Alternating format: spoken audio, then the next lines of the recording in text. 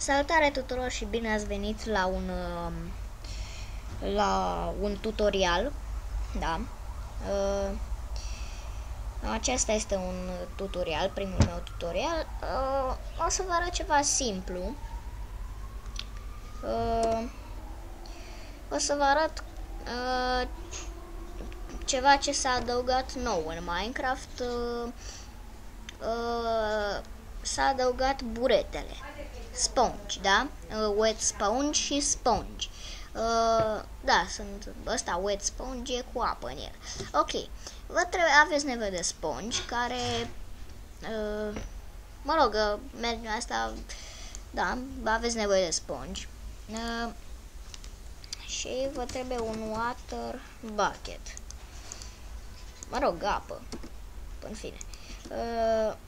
Și ce trebuie să faceți? Păi uite, voi de exemplu aveți ceva de genul ăsta. Ok. Și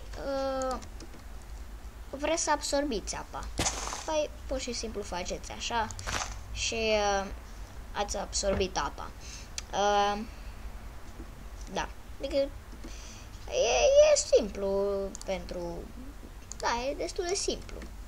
Adică puneți apă. Hai să vedem dacă merge și în game mode 0. Să vedem dacă merge și în survival.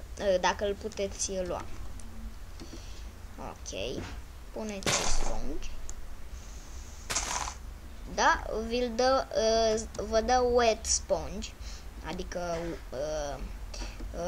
burete wood cu apă în el.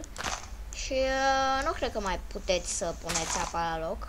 Nu, doar voi niște picături de-astea. Animația aia tâmpită.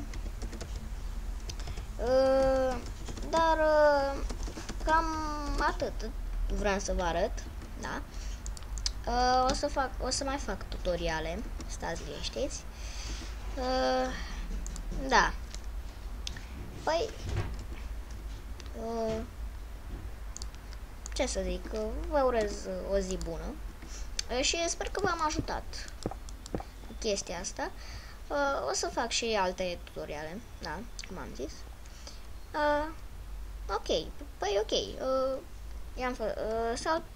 La revedere. Și eu am fost Vlad 4727 și la revedere. Bye bye.